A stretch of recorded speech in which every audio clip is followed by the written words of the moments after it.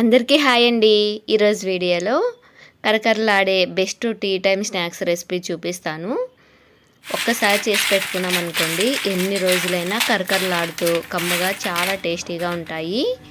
పిల్లలకి స్నాక్స్ బాక్స్లో పెట్టడానికి కానీ మనకి టైంపాస్కి కానీ బెస్ట్ స్నాక్స్ అని చెప్పొచ్చండి. చూసారు కదా ఎంత కరకరలాడుతున్నాయో. మరి ఎందుకు ఆలస్యం, వీడియో చూసి మీరు కూడా తప్పకుండా ట్రై చేయండి.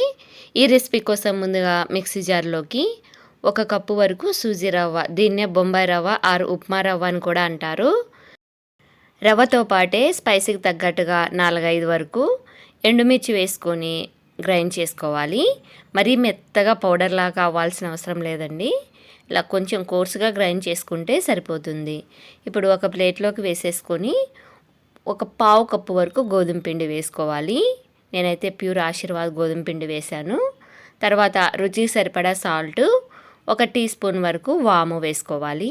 తర్వాత 1 టీ స్పూన్ వరకు నెయ్యి వేసుకోవాలి. నెయ్యి లేకపోతే ఆయిల్ అయినా వేసుకోవచ్చు. ఇవన్నీ బాగా కలిసేటట్టుగా కలుపుకోవాలి. మీ దగ్గర ఇంకా ఉంటే కొత్తిమీర, కరివేపాకు సన్నగా కట్ చేసి కూడా వేసుకోవచ్చు. ఇవన్నీ బాగా మిక్స్ అయ్యేటట్టుగా ఫస్ట్ కలిపేసుకోవాలి. చూడండి, ఇలా బాగా కలుపుకున్నాక కొద్దిగా వాటర్ యాడ్ చేసుకొని చపాతి పిండిలాగా కలుపుకోవాలి.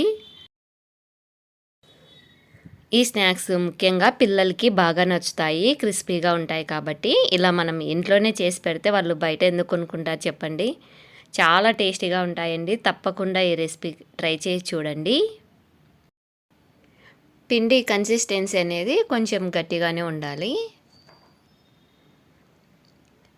పిండిని కలుపుకున్నాక ఇందులో నుంచి కొంచెం తీసుకొని మిగతా పిండి ఆరిపోకుండా ఏదైనా క్లాత్ కానీ గిన్నె కానీ కవర్ చేసి పక్కన పెట్టుకోండి. ఇలా చపాతీ పీట మీద కానీ ట్రే మీద కానీ కొంచెం పొడిపిండి చల్లుకొని చపాతీలాగా ఒత్తుకోవాలి. మరీ పల్చగా కాదు, మరీ మందంగా కాదు. మనం చపాతీ ఎలాగైతే చేసుకుంటామో ఆ మందంగా చేసుకుంటే సరిపోతుంది.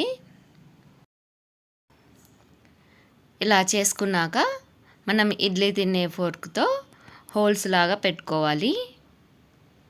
ఇలా ఈ చపాతీ మొత్తం ఇలాగే హోల్స్ లాగా పెట్టేసుకోవాలి. ఇలా పెట్టడం వల్ల మనకి ఎక్కువ క్రిస్పీగా పొంగకుండా బాగా క్రిస్పీగా వస్తాయి.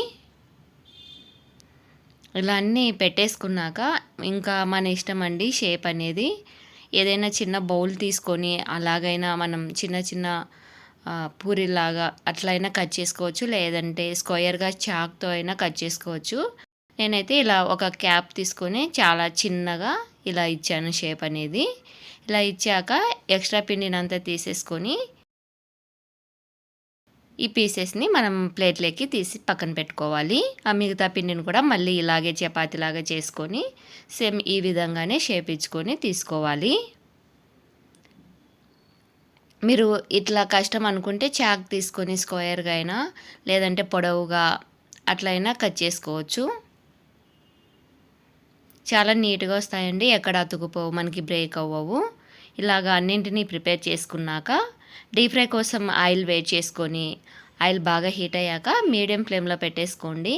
ఇప్పుడు ఆయిల్లో ఎన్ని పడితే అన్ని వేసేసుకొని మీడియం ఫ్లేమ్లోనే టర్న్ చేసుకుంటూ కదుపుకుంటూ బాగా కలర్ వచ్చే వరకు డీప్ ఫ్రై చేసుకొని తీసేసుకోవాలి.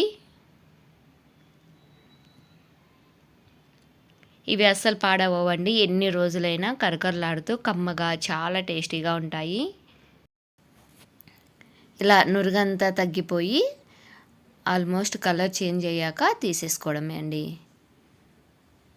మీరు కూడా తప్పకుండా ట్రై చేయండి. టేస్ట్ ఎలా వచ్చాయో మీ ఫీడ్బ్యాక్ని నాకు కామెంట్లో చెప్పండి. రవ్వ ప్రతి ఒక్కరి ఇంట్లో ఉంటాయి కాబట్టి చాలా ఈజీగా ప్రిపేర్ చేసుకోవచ్చు. ఇలా తీసేసుకున్న వాటిని ఒక ప్లేట్లోకి వేసేసుకొని ఫైనల్గా కొంచెం కరివేపాకును కూడా ఇలా డీప్ ఫ్రై చేసుకొని వేసుకొని ఇందులో కలుపుకున్నామంటే అక్కడక్కడ కరివేపాకు తగులుతూ చాలా టేస్టీగా ఉంటాయి. ఇవి పూర్తిగా చల్లారాక ఎయిర్ టైట్ డబ్బాలో స్టోర్ చేసుకుంటే చాలా రోజుల వరకు నిలువ ఉంటాయి. రెసిపీ నచ్చినట్లయితే like and share and subscribe. Thanks for watching.